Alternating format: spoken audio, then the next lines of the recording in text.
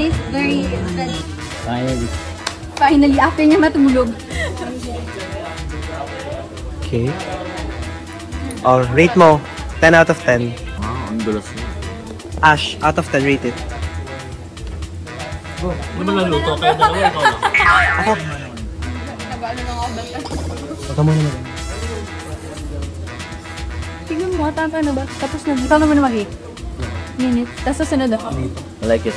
Hindi mo par. Dito ata. 9.2. Bago na, Honest lang. Honest lang. Para may improve ko pa. nagluto po yung aming Anton. Si Tonton nagluluto kasi masarap kaya. Masarap naman.